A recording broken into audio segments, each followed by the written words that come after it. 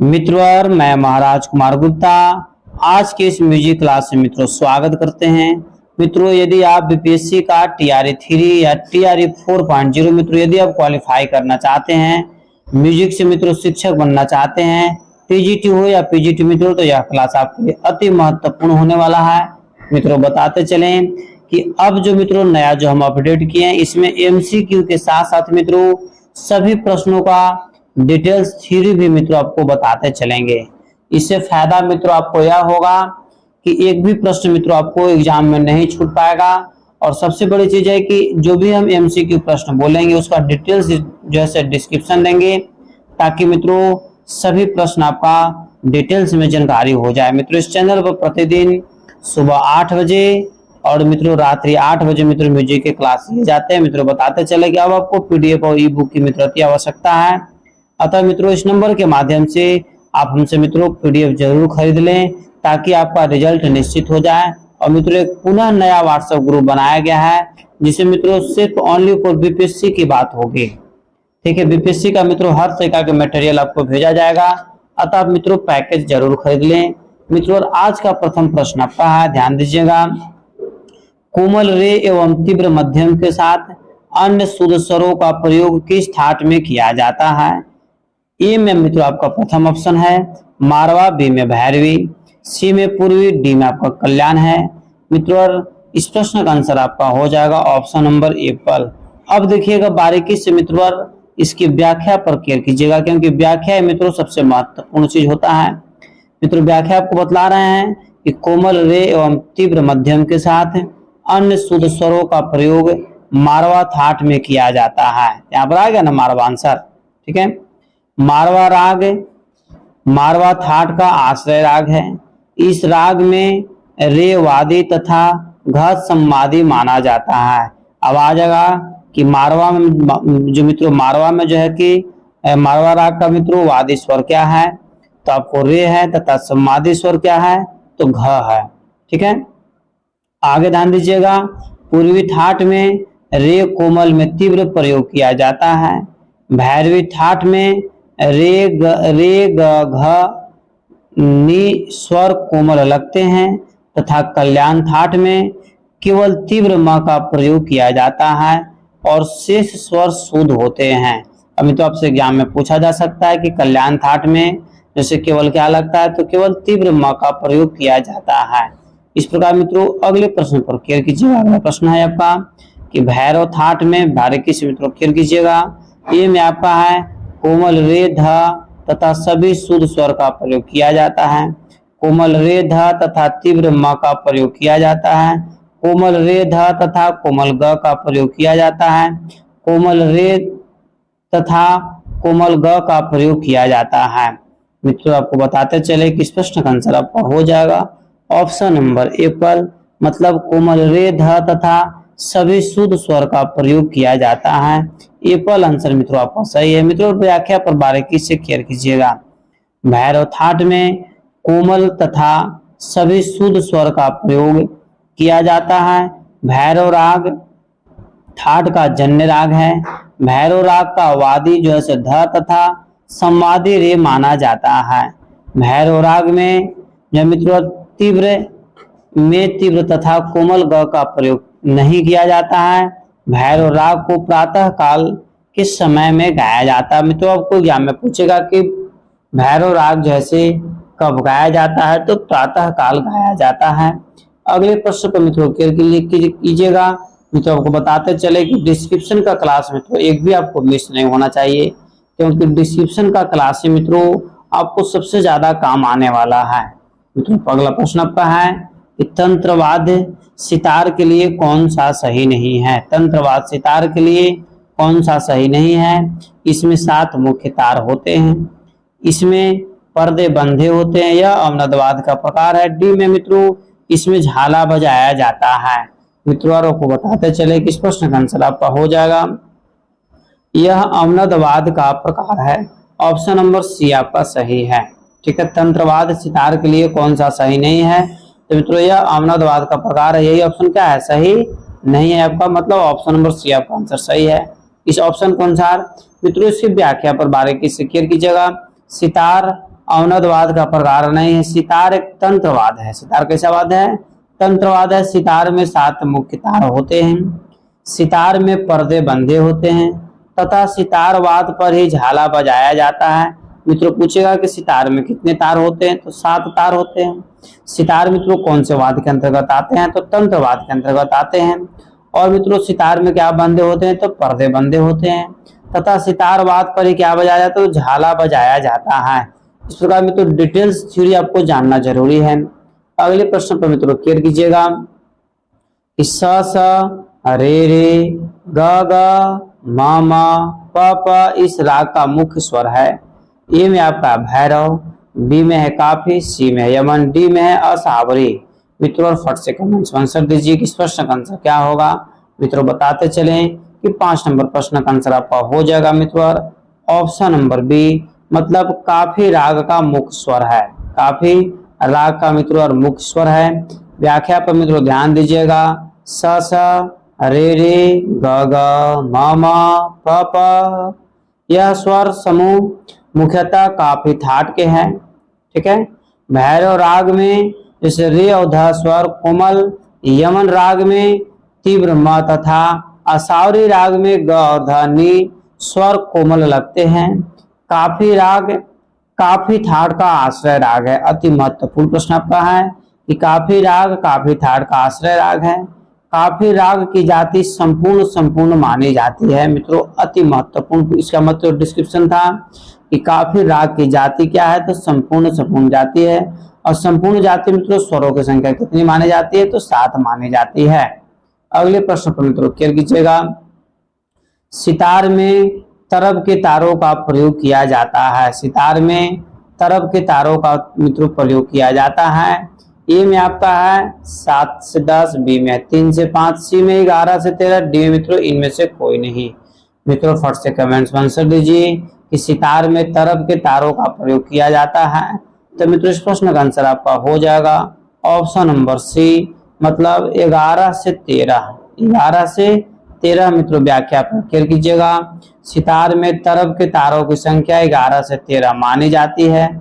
सितार एक तत्ववाद है। सितार में मुख्यतः 7 तार का प्रयोग किया जाता है। सितार एक ऐसा वाद्य है तो तत्ववाद है और सितार में मुख्यतः 7 तार का प्रयोग किया जाता है। सितार को मित्रों जो बजाया जाता है मित्रों आपके द्वारा बजाया जाता है। मित्रों बहुत बार मित्रों एग्जाम में पूछा गया है कि सितार को किससे बजाया जाता है, तो मित्रों बताते चले कि सितार को जो है मित्रों आपको मिजराब से बजाया जाता है। किससे बजाया जाता है, तो मिजराब से। ठीक है। अब देखिएगा मानिए कि पूछेगा कि सितार में कुल कितने तार होते हैं, तो 7 तार होते हैं और तरबों की संख्या कितने, तो 11 से 13 होती है। इस प्रकार मित्रों अब डिस्क्रिप्शन क्लास मित्रों एक दिन में मिस नहीं कीजिए। और मित्रों पेड फॉर पीडीएफ मित्रों बीपीएससी के लिए चल रहा है। इस नंबर के माध्यम से मित्रों आप हमसे कांटेक्ट कीजिए। मित्रों अब आपको जैसे पीडीएफ खरीदना मित्रों अति आवश्यक है। 9955081059 यह मेरा मित्रों नंबर है। इस नंबर के माध्यम से मित्रों आप हमसे तत्काल कांटेक्ट कीजिए। मित्रों आपको तत्काल पीडीएफ प्रोवाइड करवाया जाएगा। और मित्रों बीपीएससी के लिए अलग से विशेष रूप से मित्रों पीडीएफ तैयार किया गया है। अगला प्रश्न आपका है, कहा जाता है कि सितार का विकास इस वाद से हुआ, मतलब सितार का विकास मित्रों किससे हुआ है। ए में आपका तानपुरा, बी में मित्रों एक तारा, सी में बीना, डी में इसराज। मित्रों और बताइए कि इस प्रश्न का आंसर क्या होगा कि सितार का विकास मित्रों किस वाद से हुआ है। तो मित्रों बताते चले कि सितार का विकास जो हुआ मित्रों बीना से हुआ है। ऑप्शन नंबर सी आपका सही है। मित्रों इसकी व्याख्या पर केयर कीजिएगा। सितार का विकास बीना वाद्य के द्वारा हुआ है। सितार और बीना एक तत्ववाद है। सितार और बीना कैसा वाद्य है, तो तत्ववाद है। अगले प्रश्न पर मित्रों केयर कीजिएगा। इसमें से एक प्रसिद्ध सितार वादक हैं, मतलब इनमें से कौन ऐसे व्यक्ति हैं जो मित्रों सितार वादक हैं। मित्रों बताते चले कि इसमें सभी व्यक्ति का डिस्क्रिप्शन हम बताएंगे। ए में आपका पंडित किशन महाराज, बी में उस्ताद अमजद अली खां, सी में पंडित निखिल बनर्जी, डी में मित्रों पंडित जसराज है। मित्रों बताते चले कि अब जो स्टेट का एग्जाम हुआ उससे मित्रों पूछा भी था कि उस्ताद अमजद अली खां कौन से वाद्य यंत्र को बजाते हैं। आपको मित्रों कमेंट से बताना है उस्ताद अमजद अली खां जो मित्रों क्या बजाते हैं, तो कमेंट से बताइए। और मित्रों फिलहाल में आपको बताते चलते हैं कि उस्ताद अमजद अली खान जो सरोद वादक थे। तो मित्रों हम लोग को प्रश्न है कि इनमें से कौन एक सितार वादक है। तो मित्रों इस प्रश्न का आंसर आपका हो जाएगा पंडित निखिल बनर्जी। पंडित निखिल बनर्जी मतलब सी नंबर आंसर मित्रों आपका सही है। मित्रों इसकी व्याख्या पर केयर कीजिएगा कि पंडित निखिल बनर्जी एक प्रसिद्ध सितार वादक हैं। पंडित जो किशन महाराज है मित्रों यह तबला बजाते हैं, क्या बजाते हैं, तबला वादक हैं। और मित्रों उस्ताद अमजद अली खान जो है सरोद वादक हैं, क्या है, सरोद वादक हैं। और निखिल बनर्जी मित्रों हो गया सितार वादक नहीं। पंडित जसराज जो है मित्रों यह जो है शास्त्रीय गायक हैं, यह क्या है, शास्त्रीय गायक हैं। अर्थात इस प्रकार इस प्रश्न का आंसर मित्रों आपका सी नंबर सही है कि पंडित निखिल बनर्जी क्या बजाते हैं, तो सितार वादक बजाते हैं। मित्रों आपको हम बार बार बता रहे हैं कि सभी प्रश्नों का मित्रों डिटेल्स डिस्क्रिप्शन देंगे ताकि बीपीएससी मित्रों आपका छूट न पाए, ठीक है। लक्ष्मी ताल में कुल मात्राएं होती है, लक्ष्मी ताल में कुल मात्राएं होती है। ए में आपका मित्रों 10 है, बी में 28 है, सी में 17 है, डी में आपका 18 है। मित्रों फट से कमेंट्स आंसर दीजिए कि लक्ष्मी ताल में कुल कितनी मात्राएं होती है। तो मित्रों अति महत्वपूर्ण प्रश्न आपका है। तो मित्रों बताते चलें कि लक्ष्मी ताल में मित्रों कुल मात्राओं की जो संख्या है मित्रों 18 मात्रा होती है। कितना मात्रा होती है, 18 मात्रा होती है। ऑप्शन नंबर डी आपका मित्रों सही है। मित्रों इसकी व्याख्या पर ध्यान दीजिएगा कि लक्ष्मी ताल में मित्रों 18 मात्रा होती है। लक्ष्मी ताल तबले की ताल है। मित्रों आपको एग्जाम में पूछेगा कि लक्ष्मी ताल जैसे मित्रों किस वाद्य की ताल है, तो मित्रों यह तबले की ताल है। और लक्ष्मी ताल में मित्रों कितने विभाग होते हैं, तो 9 विभाग होते हैं। लक्ष्मी ताल में कितने विभाग होते हैं, तो 9 विभाग होते हैं। और लक्ष्मी ताल में कितनी मात्रा होती है, तो 18 मात्रा होती है।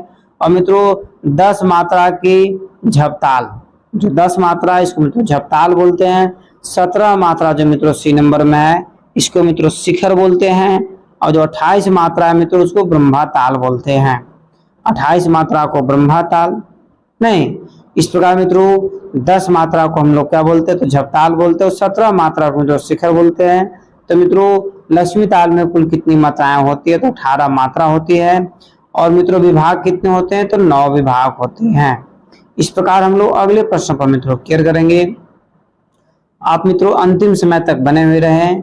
मित्रों समय लेंगे परंतु इतना डिटेल्स में आपको बता देंगे ताकि एक भी प्रश्न आपको एग्जाम में म्यूजिक से नहीं छूटेगा। सितार के आविष्कारक के रूप में आप किसे मानेंगे, मतलब सितार का आविष्कार किसने किया, खुसरो साहब, अमीर खुसरो, मशीद खां या राजा खां। मित्रों अति महत्वपूर्ण प्रश्न आपका है कि सितार का आविष्कार किसने किया। तो मित्रों बताते चले कि जब स्टेट का आप तैयारी करवा रहे थे उसमें भी मित्रों इसके बारे में हम जिक्र किए थे कि सितार का आविष्कार किसने किया। मित्रों बताते चले कि सितार का जो मित्रों आविष्कार किया गया है उनका नाम है मित्रों अमीर खुसरो साहब। कौन किया है, अमीर खुसरो साहब। ऑप्शन नंबर बी मित्रों आपका सही है। मित्रों इसके व्याख्या पर बारीकी से केयर कीजिएगा, ठीक है, कि सितार के आविष्कारक के रूप में हम अमीर खुसरो को मानते हैं। अमीर खुसरो ने तबला तथा सितार दोनों वाद्य का आविष्कार किया है। अब मित्रों एग्जाम में आपसे पूछेगा कि तबला का आविष्कार किसने किया, तबला का आविष्कार किसने किया, तो क्या टिक आउट कीजिएगा, अमीर खुसरो साहब। और जो है सितार का आविष्कार किसने किया, तो अमीर खुसरो साहब। और सितार मित्रों तारों की संख्या कुल कितनी होती है, आप कमेंट्स में बताइए। नहीं, तथा अमीर खुसरो जैसे कई रागों की रचना भी की। मशीद खां ने गत का आविष्कार किया है। मशीद खां जो है मशीद खां ने गत का मित्रों आविष्कार किया है। और रजा खां जो है मित्रों रजा खां ने गत का आविष्कार किए हैं। इस प्रकार मित्रों और अगले प्रश्न पर हम लोग क्लियर करेंगे। अगला प्रश्न आपका है कि निम्न में से किस शब्द का प्रयोग सितार में नहीं होता है, निम्न में से किस शब्द का प्रयोग सितार में नहीं होता है। ए में आपका मिंड है, बी में खुलाबाज है, सी में कण है, डी में कृतंत है। मित्रों फट से कमेंट्स में आंसर दीजिए कि निम्न में से किस शब्द का प्रयोग सितार में नहीं होता है। तो मित्रों इस प्रश्न का आंसर आपका हो जाएगा कण का जो है मित्रों सितार में प्रयोग नहीं होता है। ऑप्शन नंबर सी आपका सही है। मित्रों इसकी व्याख्या पर क्लियर कीजिएगा कि खुलाबाज शब्द का प्रयोग सितार में नहीं होता है, ठीक है। तबले में खुलाबाज शब्द का प्रयोग होता है। कण शब्द और मिंड शब्द और जैसे मित्रों कृतंत शब्द का प्रयोग सितार में किया जाता है। ठीक है, कण शब्द, मिंड शब्द और कृतंत शब्द का प्रयोग सितार में किया जाता है। खुला बाज का प्रयोग कहाँ किया जाता है? तो सितार में नहीं किया जाता है। और तबले मित्रों खुला बाज का प्रयोग होता है। अगला प्रश्न मित्रों आपका कि राग केदार किस ठाट का है? ए में खमाज, बी में भैरव, सी में कल्याण, डी में बिलावल। मित्रों फट से कमेंट्स में आंसर दीजिए कि राग केदार किस ठाट का राग है। मित्रों बताते चलें कि राग केदार जो है मित्रों, इस प्रश्न का आंसर आपका हो जाएगा ऑप्शन नंबर सी, कल्याण ठाट का मित्रों है। ठीक है, राग केदार किस ठाट के अंतर्गत आता है? तो कल्याण ठाट के अंतर्गत मित्रों आपका आता है। ऑप्शन नंबर सी आपका सही है। मित्रों इसकी व्याख्या पर क्लियर कीजिएगा कि राग केदार कल्याण ठाट का राग है। खमाज राग जो है मित्रों, खमाज ठाट का भैरव राग है और भैरव ठाट का, तथा ध्यान दीजिएगा मित्रों बिलावल राग बिलावल ठाट का राग माना जाता है। ठीक है, इस प्रकार हम लोग अगले प्रश्न पर मित्रों क्लियर करेंगे कि राग मारवा का वर्जित स्वर क्या है? राग मारवा का वर्जित स्वर क्या है? ग है, म है, प है या इनमें से कोई नहीं? मित्रों फट से कमेंट्स में आंसर दीजिए कि राग मारवा का वर्जित स्वर क्या है। मित्रों आपके एग्जाम्स के लिए मित्रों यह प्रश्न महत्वपूर्ण है। मित्रों बताइए कि राग मारवा का वर्जित स्वर क्या है। मित्रों बताते चले कि राग मारवा को जैसे वर्जित स्वर प माना जाता है। ऑप्शन नंबर सी आपका सही है। मित्रों इसकी व्याख्या पर क्लियर कीजिएगा कि राग मारवा का वर्जित स्वर प माना जाता है। राग मारवा का राग जो है मित्रों मारवा राग है तथा थाट भी इसका मारवा है। ठीक है, मारवा राग का वादी स्वर जो है रे है तथा संवादी स्वर आपका ध है। ठीक है, अगला पॉइंट मित्रों है कि ध्यान दीजिएगा मारवा राग को दिन के अंतिम प्रहर में गाया जाता है। मारवा राग को कब गाया जाता है? तो दिन के अंतिम प्रहर में। ठीक है, मारवा राग में तीव्र म का प्रयोग किया जाता है। मारवा राग में मित्रों तीव्र म का प्रयोग किया जाता है। अगला प्रश्न आपका है राग मियां मल्हार के गाने का समय है। राग मियां मल्हार के गाने का समय है। ए में आपका मध्य रात्रि, बी में है रात्रि का द्वितीय प्रहर, सी में मित्रों रात्रि का अंतिम प्रहर, डी में है प्रातः काल। मित्रों फट से कमेंट्स में आंसर दीजिए। राग मियां मल्हार के गाने का समय है। तो मित्रों बताते चले कि इस प्रश्न का आंसर आपका हो जाएगा ऑप्शन नंबर ए पर मध्य रात्रि। राग मियां मल्हार के गाने का समय क्या है? तो मित्रों मध्य रात्रि। मित्रों इसकी व्याख्या पर क्लियर कीजिएगा। राग मियां मल्हार के गाने का समय मध्य रात्रि माना जाता है। मियां मल्हार राग को काफी ठाट में गाया जाता है। मित्रों बताते चले कि मियां मल्हार अंग की मित्रों गायकी है। मियां मल्हार राग का वादी स्वर म तथा संवादी स्वर स माना जाता है। अगला प्रश्न मित्रों क्लियर कीजिएगा कि राग जोग किस ठाट का राग है। राग जोग किस ठाट का राग है? ए में आपका खमाज है, बी में सावरी, सी में काफी है, डी मित्रों बिलावल है। मित्रों इसकी व्याख्या पर इसका प्रश्न का आंसर हो जाएगा मित्रों ऑप्शन नंबर सी आपका सही है कि राग जो किस ठाट का है? तो काफी ठाट का है। मित्रों व्याख्या इसका राग जो काफी ठाट का राग है जिसका प्रचार हाल ही में हुआ है। जोग राग में दोनों गंधार लगते हैं, निषाद कोमल है और ऋषभ व धैवत वर्जित हैं, अन्य स्वर शुद्ध लगते हैं। जोग राग की जाति जो मित्रों ऑडो जाती है। ठीक है, जोग राग के आरोह में शुद्ध गंधार तथा आरोह में कोमल गंधार स्वर का प्रयोग होता है। मित्रों जोग राग खमाज, असावी तथा बिलावल ठाट का राग नहीं माना जाता है। इस प्रकार अगले प्रश्न पर मित्रों क्लियर कीजिएगा। मतंग द्वारा रचित प्रसिद्ध ग्रंथ है। ए में आपका संगीत परिजात, बी में संगीत दर्पण, सी में विदेशी, डी में मित्रों इनमें से कोई नहीं। मित्रों फट से कमेंट्स में आंसर दीजिए कि मतंग द्वारा रचित प्रसिद्ध ग्रंथ कौन सा है। तो मित्रों इस प्रश्न का आंसर आपको हो जाएगा विदेशी के लेखक मित्रों मतंग साहब हैं। मित्रों इसकी व्याख्या पर क्लियर कीजिएगा कि मतंग द्वारा रचित प्रसिद्ध ग्रंथ विदेशी है। इस ग्रंथ को 6ठी शताब्दी में लिखा गया था। मित्रों पूछ सकता है कि विदेशी ग्रंथ को कितनी शताब्दी में लिखा गया? तो 6ठी शताब्दी में मित्रों लिखा गया। ठीक है, विदेशी ग्रंथ में किन्नरी वीणा तथा द्वादश मूर्छना के बारे में विस्तृत वर्णन मिलता है। संगीत परिजात ग्रंथ के लेखक जो है अहोबल साहब है। संगीत परिजात के लेखक कौन है? अहोबल साहब है। और संगीत जो दर्पण है मित्रों, इसको दामोदर गुप्त साहब हैं। संगीत दर्पण के लेखक कौन है? दामोदर गुप्त साहब। और विदेशी के लेखक मतंग साहब में तो आपको बता ही दिए। अगले प्रश्न पर मित्रों केयर कीजिएगा कि राग दुर्गा की जाति क्या है। मित्रों ए में आपका संकीर्ण है, बी में संपूर्ण है, सी में साडव होगा और डी मित्रों औडव है। मित्रों बताते चले कि राग दुर्गा की जो मित्रों जाति है, इसका आंसर आपको हो जाएगा औडव। औडव मित्रों कुल स्वरों की संख्या कितनी होती है? तो 5 होती है। मित्रों इस प्रश्न का आंसर कितना आंसर है? डी नंबर आपका सही है। मित्रों इसको व्याख्या पर बारीकी से केयर कीजिएगा। राग दुर्गा की जाति औडव औडव मानी जाती है। राग दुर्गा विलावल थाट का राग है। दुर्गा राग में गंधार और निषाद स्वर की वर्जित है। इस राग में क वादी स्वर तथा म जैसे मित्रों संवादी स्वर और स्वर तथा स माना जाता है। दुर्गा राग का गायन समय मध्य रात्रि का दूसरा प्रहर माना जाता है। दुर्गा राग के मुख्य स्वर इस प्रकार हैं स रे म प ध सा, ठीक है, सा ध म रे स। दुर्गा राग की जाति जो मित्रों संकीर्ण संपूर्ण तथा सौडव नहीं मानी जाती है। अगला प्रश्न आपका है, यदि षड्ज की आंदोलन संख्या 240 हो तो तार षड्ज की आंदोलन संख्या क्या होगी? मित्रों बताइए 270, 288, 432, डी मित्रों 480। मित्रों इस प्रश्न का आंसर आपका हो जाएगा ऑप्शन नंबर डी मतलब 480 मित्रों सही है। मित्रों व्याख्या पर केयर कीजिएगा। यदि षड्ज की आंदोलन संख्या 240 हो तो तार षड्ज की मित्रों आंदोलन संख्या 480 मानी जाती है। 270 शुद्ध रे तथा 288 मित्रों कोमल गंधार है, ठीक है, और 432 जो है मित्रों कोमल निषाद की आंदोलन संख्या मानी जाती है। कोमल निषाद की आंदोलन संख्या कितना है? 432 है। और मित्रों 270 किसकी आंदोलन संख्या? तो शुद्ध रे की। और 288 मित्रों कोमल गंधार की है। अगला प्रश्न मित्रों आपका, वीणा के तार की लंबाई 36 इंच हो तो पंचम कितने इंच पर लगेगा? ठीक है मित्रों, वीणा के तार की लंबाई 36 इंच हो तो पंचम किस इंच पर लगे बोलेगा? ए में आपका है 20 इंच, बी में मित्रों 24, सी में 30, डी में आपका है 32 है। मित्रों फट से कमेंट्स में आंसर दीजिए कि इस प्रश्न का आंसर क्या होगा। मित्रों 19 नंबर प्रश्न का आंसर हो जाएगा 24 इंच। ऑप्शन नंबर मित्रों बी आपका सही है।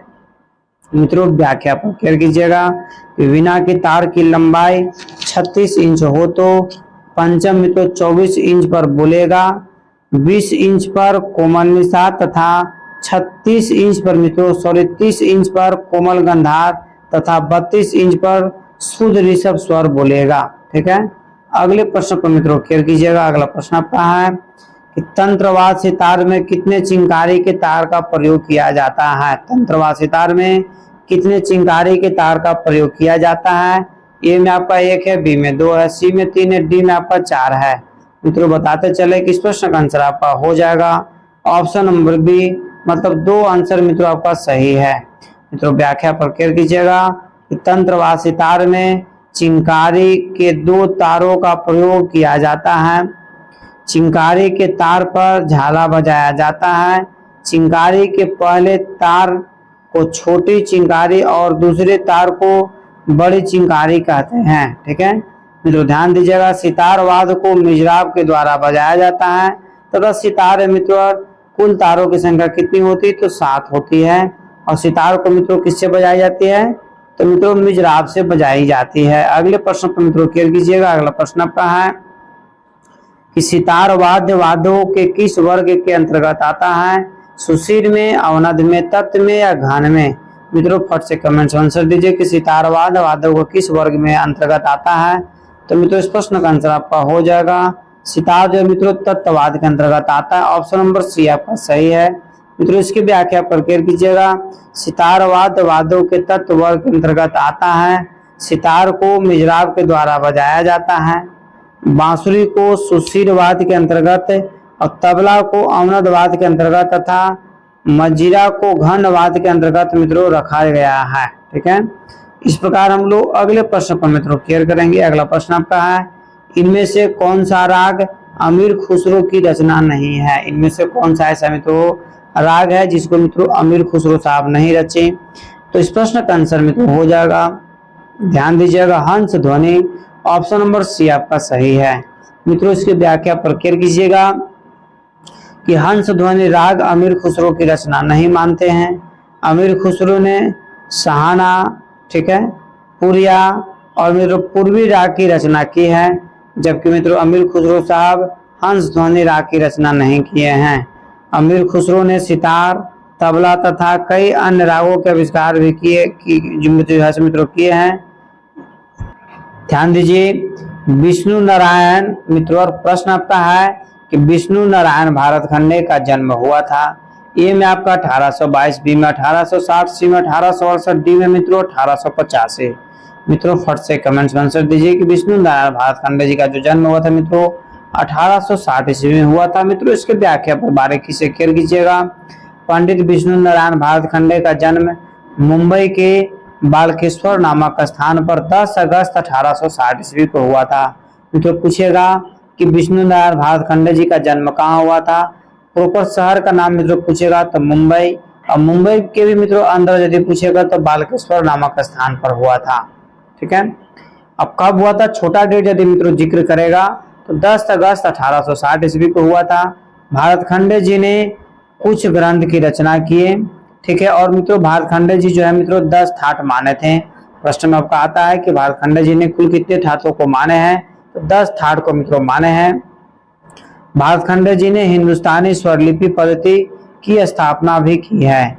इस प्रकार मित्रों इस प्रश्न का आंसर आपका ऑप्शन नंबर बी आपका मित्रों 100% मित्रों सही है।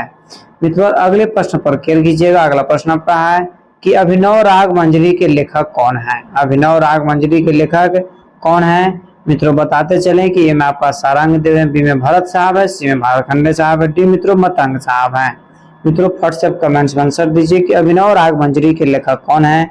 तो मित्रों अभिनव राग मंजरी के लेखक जो है मित्रों आपको भारत खंडे साहब हैं। कौन है, भारत खंडे साहब। ऑप्शन नंबर सी मित्रों आपका सही है। मित्रों व्याख्या पर केयर कीजिएगा, व्याख्या ही मित्रों आपके एग्जाम में मित्रों रामबाण साबित होने वाला है। ध्यान दीजिएगा, अभिनव राग मंजरी के लेखक भारत खंडे जी हैं। सारंग देव जी ने संगीत रत्नाकर ग्रंथ की रचना की। सारंग देव जैसे संगीत रत्नाकर ग्रंथ की रचना की, और भरत जी जो है मित्रों नाट्य शास्त्र की रचना की, और जो है मित्रों मतंग जी जो है विदेशी की रचना किए हैं। इस प्रकार मित्रों अभिनव राग मंजरी के लेखक भारत खंडे साहब एकदम डायरेक्ट वे में छट गया, ऑप्शन नंबर सी। अगले प्रश्न पर मित्रों केयर कीजिएगा कि संगीत परिजात के लेखक कौन हैं। मतंग साहब, सदारंग, नारद साहब या अहोबल साहब। मित्रों बताते चले कि संगीत परिजात के जो मित्रों लेखक हैं अहोबल साहब हैं। ऑप्शन नंबर बी मित्रों आपका सही है। मित्रों इसकी व्याख्या पर बारीकी से केयर कीजिएगा कि संगीत परिजात ग्रंथ के लेखक मित्रों अहोबल जी हैं, और यह ग्रंथ मित्रों 1665 ईस्वी में लिखा गया। मित्रों पूछेगा आपसे एग्जाम में कि संगीत परिजात के लेखक कौन है, तो अहोबल साहब। संगीत परिजात मित्रों कब लिखा गया, तो 1665 ईस्वी के मित्रों उत्तरार्ध में लिखा गया। ठीक है, मतंग जी ने विदेशी तथा नारद जी ने संगीत मरकंद की रचना किए हैं। संगीत मरकंद की रचना मित्रों किसने किया, तो नारद साहब की।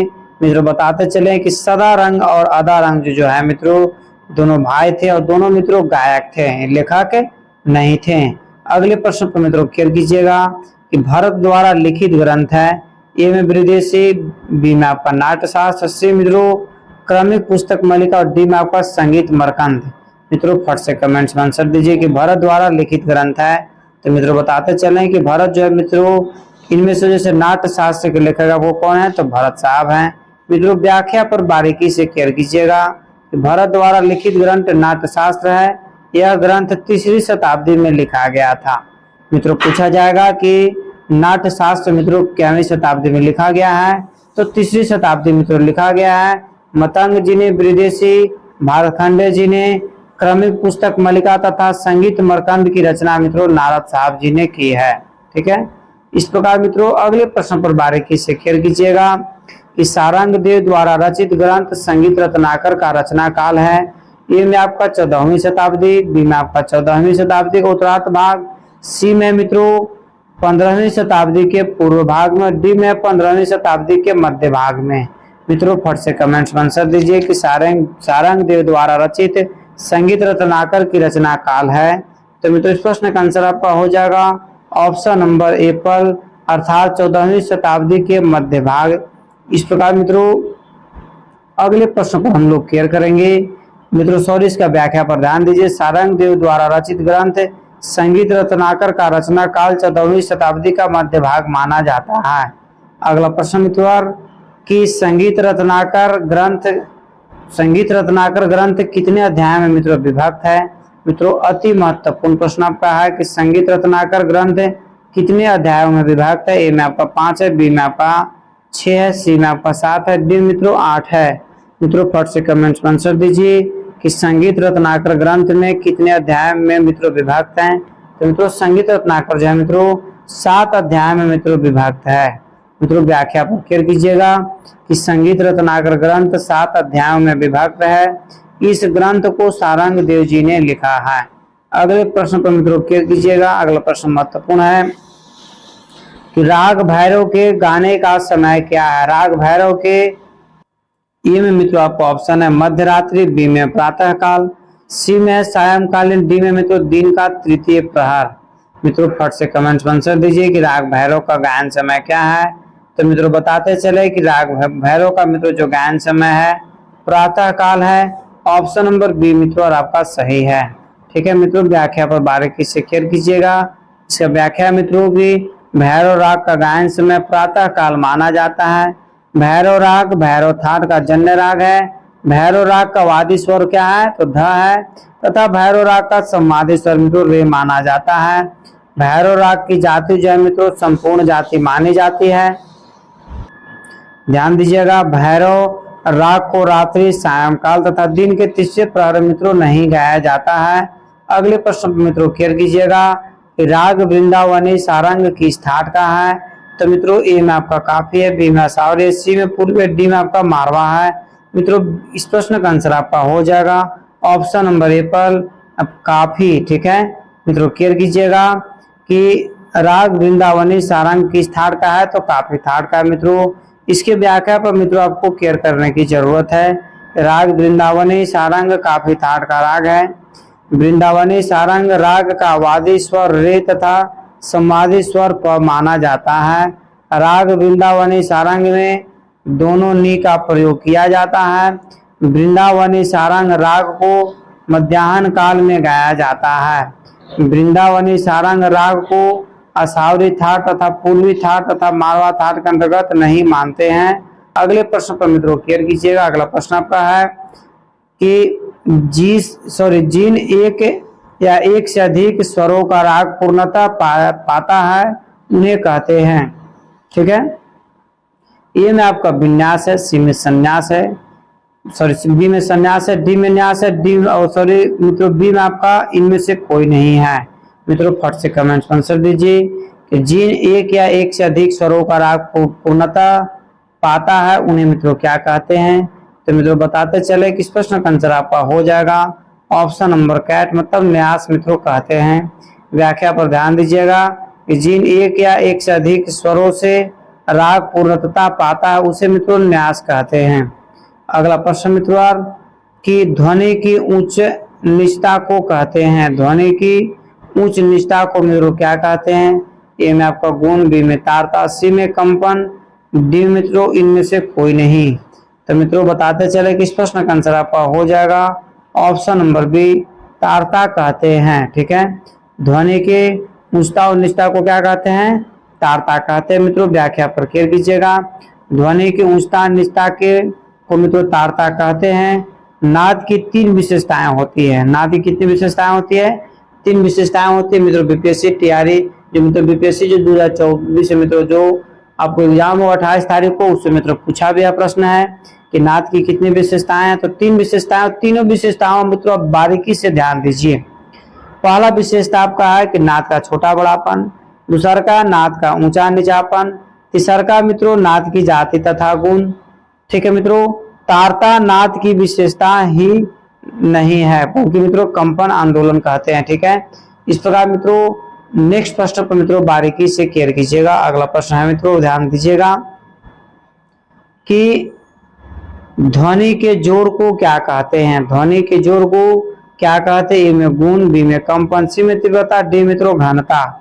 मित्रों बताइए कि ध्वनि के जोड़ को क्या कहते हैं? तो मित्रों ध्वनि के जोड़ को मित्रों हम लोग जैसे तीव्रता कहते हैं। ऑप्शन नंबर सी आपका सही है। ध्वनि के जोड़ को मित्रों क्या बोला जाता है? तीव्रता बोला जाता है। मित्रों व्याख्या पर केयर कीजिएगा कि ध्वनि के जोड़ को मित्रों तीव्रता कहते हैं। तीव्रता को नाद का छोटा बड़ापन भी कहा जाता है। तीव्रता को नाद का छोटा बड़ापन भी कहा जाता है। गुण, कंपन तथा घनता को ध्वनि का जोड़ नहीं कहते हैं। इस प्रकार मित्रों अगले प्रश्न पर केयर कीजिएगा। रात्रि के 12 बजे से दिन के 12 बजे तक के गाए जाने वाले राग को मित्रों क्या कहते हैं? मित्रों अति महत्वपूर्ण प्रश्न आपका है कि रात्रि के 12 बजे से दिन के 12 बजे तक के तो जो है मित्रों गाए जाने वाले राग को क्या कहते हैं? ए में जन्य राग, बी में आश्रय राग, सी में उत्तर राग, डी मित्रों पूर्व राग। मित्रों बताते चले कि इस प्रश्न का आंसर आपका हो जाएगा ऑप्शन नंबर सी, उत्तर राग कहते हैं।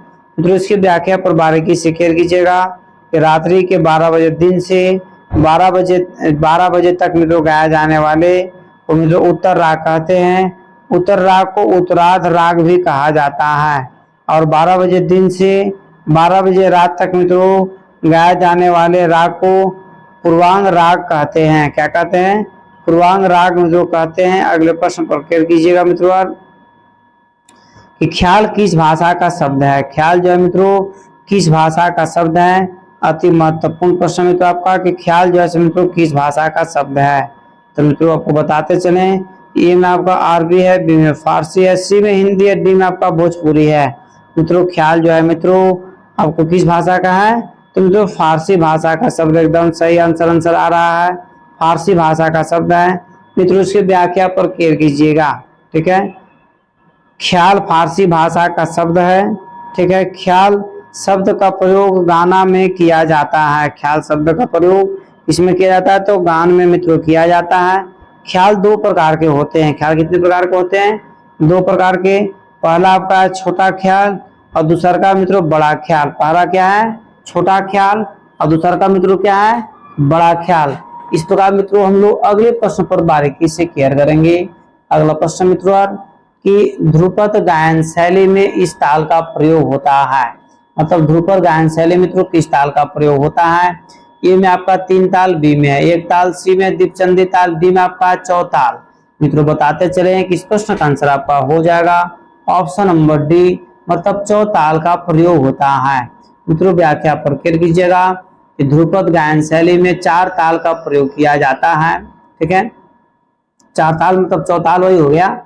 ध्रुपद एक जोरदार एवं गंभीर प्रकृति की गायन शैली है। 4 ताल में मित्रों 12 मात्रा की ताल है। 4 ताल कैसी ताल, कितनी मात्रा की ताल है? तो 12 मात्रा की ताल है। और 4 ताल में मित्रों कितने विभाग होते हैं? तो 6 विभाग होते हैं। ध्रुपद गायन शैली के साथ पखावज वाद्य बजाया जाता है। ध्रुपद के साथ क्या बजाया जाता है? तो पखावज बजाया जाता है। 3 ताल के साथ छोटा ख्याल और एक ताल के साथ मित्रों बड़ा ख्याल का प्रयोग किया जाता है तथा दीपचंदी ताल के साथ मित्रों ठुमरी गीत का प्रयोग की जाती है। इस प्रकार मित्रों अगले प्रश्न पर केयर कीजिएगा। अगला प्रश्न आपका है कि ठुमरी गायन शैली में इस ताल का प्रयोग होता है। तो मित्रों ठुमरी गायन शैली में 3 ताल का प्रयोग होता है। ठीक है, ये में आपका मित्रों 3 ताल, बी में आपका पंचम स्वर, सी में है जत ताल, डी में मित्रों आपका झप ताल। मित्रों फट से कमेंट आंसर दीजिए कि ठुमरी गायन शैली में किस ताल का प्रयोग होता है। तो मित्रों बताते चले कि इस प्रश्न का आंसर हो जाएगा ऑप्शन नंबर, मित्रों इसका आंसर सही है सी नंबर, मतलब जत ताल। ठीक है मित्रों, बारीकी से केयर कीजिएगा कि ठुमरी गायन शैली के साथ मित्रों जत ताल का प्रयोग किया जाता है। जत ताल में 16 मात्रा होती है। कितनी मात्रा होती है? 16 मात्रा की ताल है। इसे तबले पर बजाया जाता है। जत ताल में तो किसे बजाया जाता है? तबले पर बजाया जाता है। तो ठुमरी एक श्रृंगार रस प्रधान तथा चंचल प्रकृति की गायन शैली है। 3 ताल, झप ताल एवं पंचम सवारी ताल को छोटे ख्याल के साथ बजाया जाता है। ताल को छोटे ख्याल के साथ बजाया जाता है। अगला प्रश्न मित्रों क्लियर कीजिएगा कि ख्याल के शब्द तराना, पखावज अथवा तबले के बोल तथा सरगम के मेल से यह गाया जाता है। ए में आपका भजन है, बी में चतुरंग है, सी में ध्रुपद है, डी मित्रों लक्षण गीत है। तो मित्रों इस प्रश्न का आंसर आपका हो जाएगा ऑप्शन नंबर बी चतुरंग। ऑप्शन नंबर बी मित्रों आपका 100% सही है। मित्रों इसकी व्याख्या पर खेल कीजिएगा कि ख्याल के शब्द तराना, पखावज अथवा तबला के बोल तथा सरगम के मेल से जो गीत गाया जाता है उसे चतुरंग कहते हैं। ठीक है, चतुरंग गीत में 4 अंग होते हैं। ठीक है मित्रों, चतुरंग गीत में भजन, ध्रुपद तथा लक्षण गीत का मिश्रण नहीं होता है। ठीक है, इस प्रकार मित्रों अगले प्रश्न पर क्लियर कीजिएगा। अगला प्रश्न आपका है कि खटका, मुर्की, कण आदि का प्रयोग प्रचुरता में इस गायन शैली में होता है। मतलब खटका का, मुर्की का, कण का जो है मित्रों किस गायन शैली में प्रयोग होता है। ए में आपका ख्याल, बी में ध्रुपद, सी मित्रों धमार, डी में आपका टप्पा है। मित्रों फट से कमेंट्स में आंसर दीजिए किस प्रश्न का आंसर क्या होगा। मित्रों बताते चले किस प्रश्न का आंसर आपका हो जाएगा ऑप्शन नंबर एप्पल मतलब ख्याल। ठीक है, व्याख्या पर मित्रों क्लियर कीजिएगा। खटका, मुर्की, कण आदि का प्रयोग मित्रों प्रचुरता में ख्याल गायक शैली में होता है। ख्याल 2 प्रकार के होते हैं, पहला आपका छोटा ख्याल, दूसरा का है बड़ा ख्याल। मित्रों इन दोनों ख्याल की संगत जैसे मित्रों तबला में किया जाता है।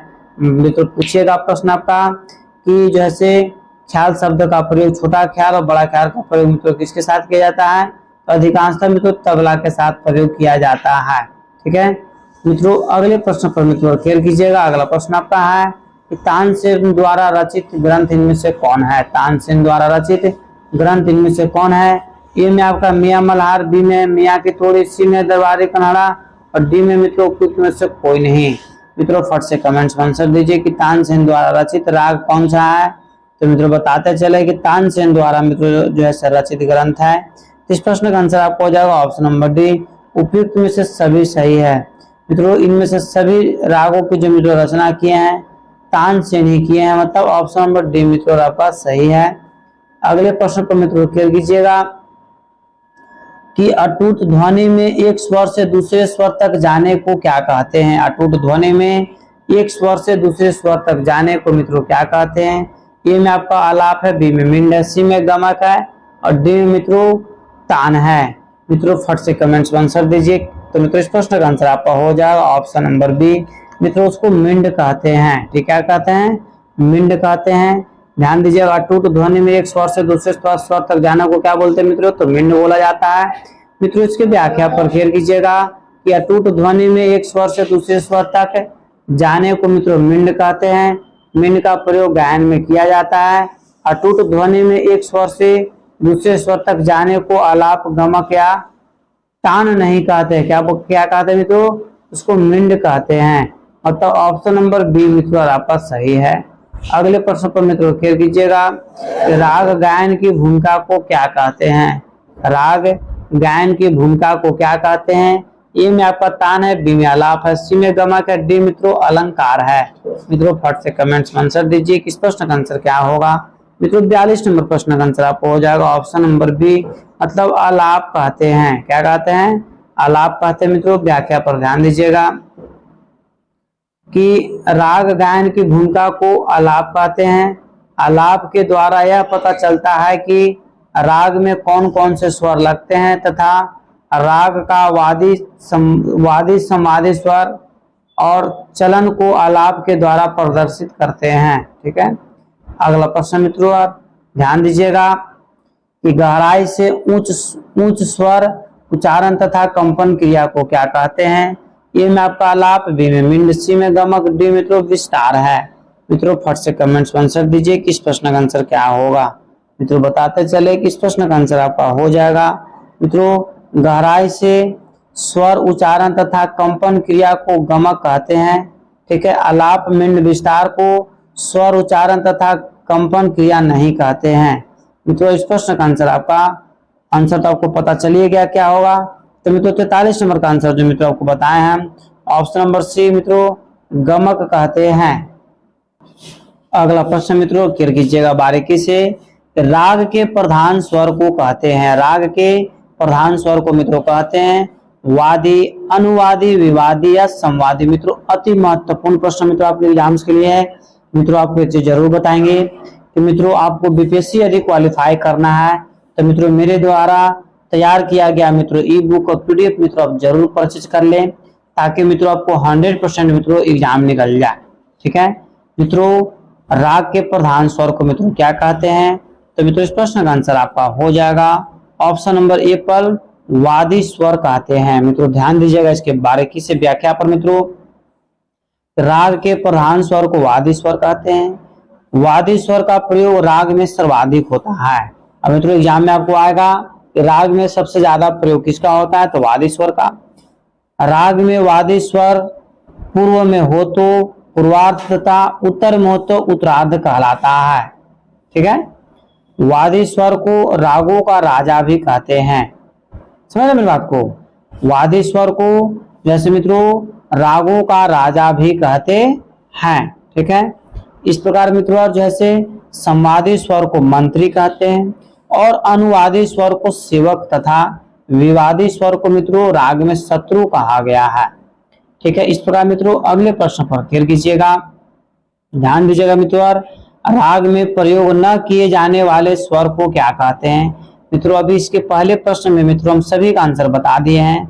मित्रों यदि आप थोड़ा सा ध्यान दीजिएगा तो मित्रों 100% आपको पता चल जाएगा कि राग में प्रयोग न किए जाने वाले स्वर को क्या कहते हैं।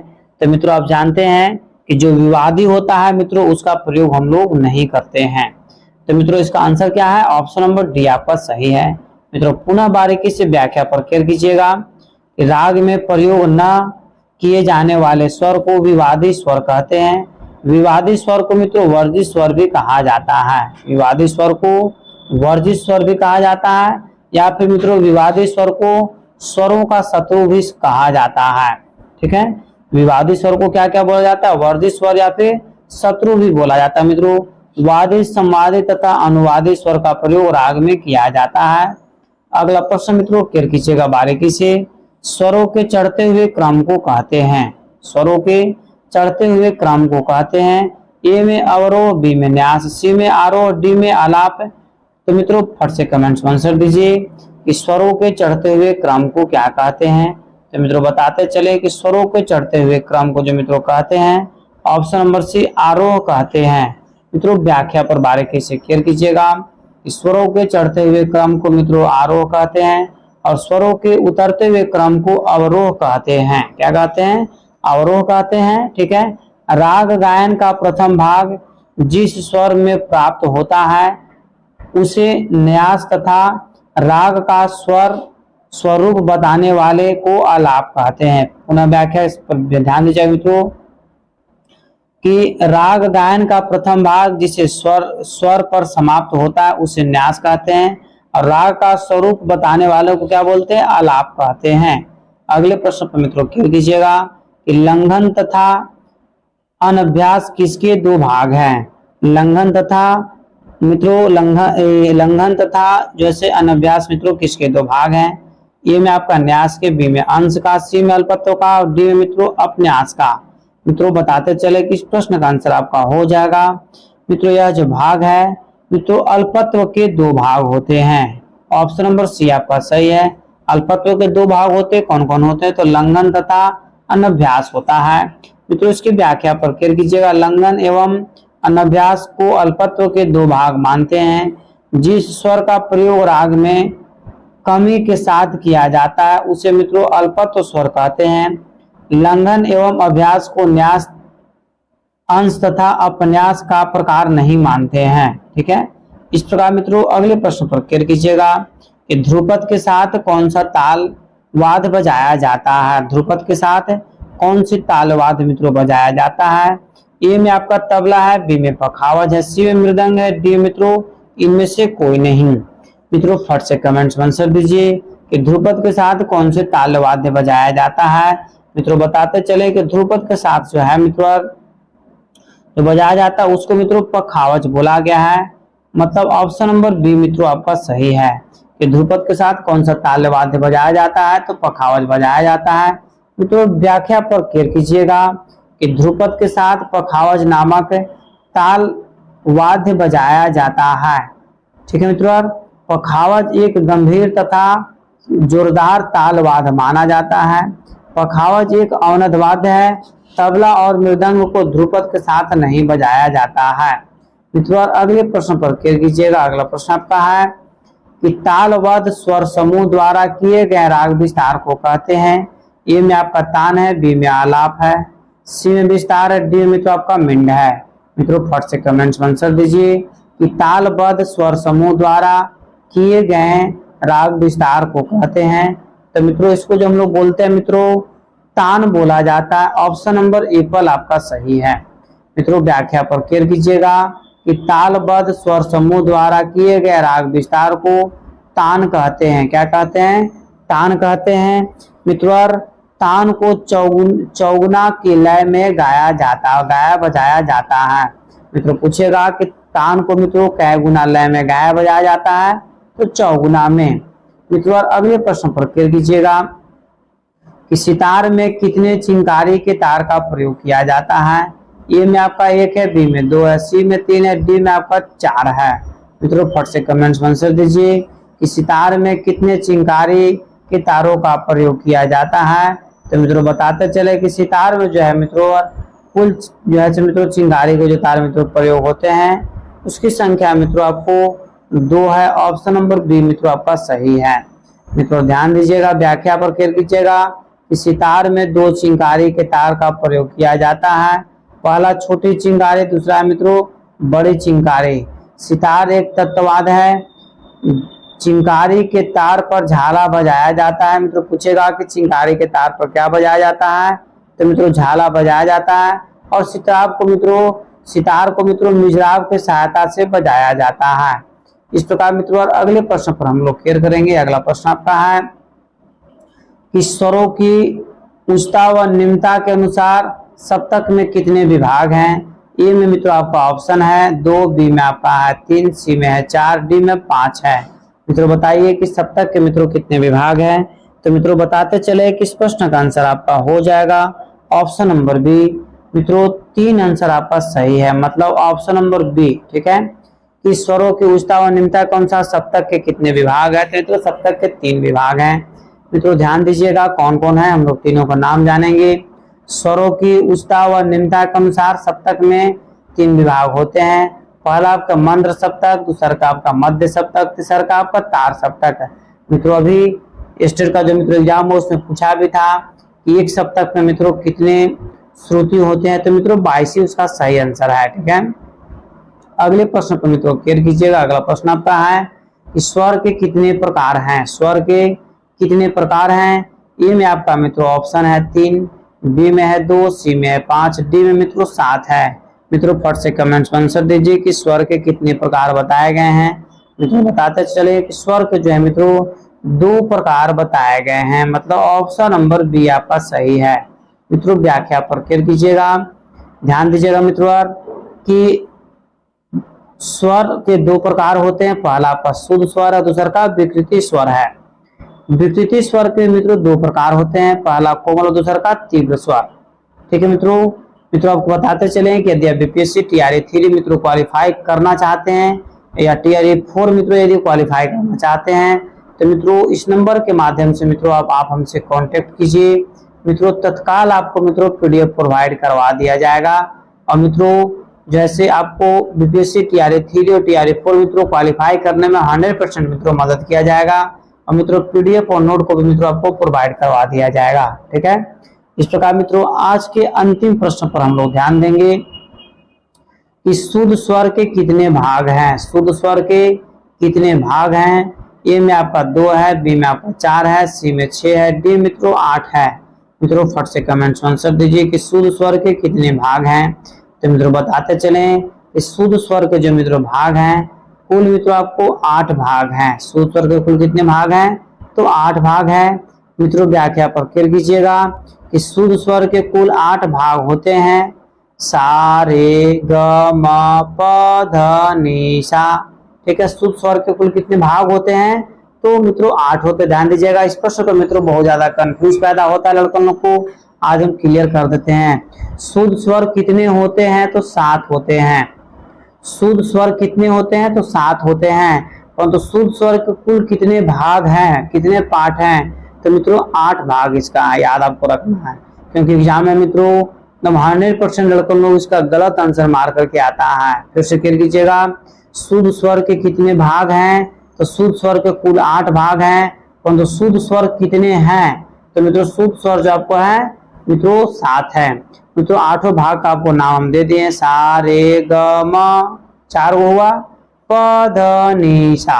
इस प्रकार मित्रों सभी प्रश्नों का आंसर मित्रों आपको यहाँ पर जैसे दे दिया गया है। मित्रों सभी प्रश्नों का आंसर देने का उद्देश्य होता है कि आपको बाद में भी मित्रों आप मिला सकते हैं कि आपका कितना आंसर सही हुआ। इस प्रकार मित्रों जैसे आज का क्लास यहीं पर मित्रों समाप्त किया जा रहा है। यदि मित्रों इस चैनल पर पहली बार विजिट कर रहे हैं तो मित्रों चैनल को आप सब्सक्राइब जरूर करें। मित्रों एक छोटा सा मित्रों सपोर्ट करें और चैनल को सब्सक्राइब करें। मित्रों लाइक जरूर कीजिए, शेयर कीजिए, कमेंट्स कीजिए। मित्रों आपको बताते चले कि यदि आप बीपीएससी टीआरई 3.0 और 4.0 यदि आप क्वालिफाई होना चाहते हैं तो मित्रों अब आपको जो हम डिटेल से मित्रों जो नया पीडीएफ तैयार कर रहे हैं उसको मित्रों परचेज करना आपके लिए अति आवश्यक है। और मित्रों एक नया व्हाट्सएप ग्रुप का भी मित्रों निर्माण किया गया है, जिससे मित्रों आपको सारा संपूर्ण जानकारी और सारा मित्रों डिटेल्स आपके पास पैकेज मित्रों जाते रहेगा। इसलिए इस नंबर के माध्यम से मित्रों आप हमसे कांटेक्ट कीजिए। मित्रों तत्काल आपको मित्रों सारा सुविधा आपको दिया जाएगा, जिससे कि आपको मित्रों रिजल्ट 100% हो जाएगा। तब तक कि आप स्वस्थ रहिए, मस्त रहिए और एक बार प्रेम से बोलिए भारत माता की जय।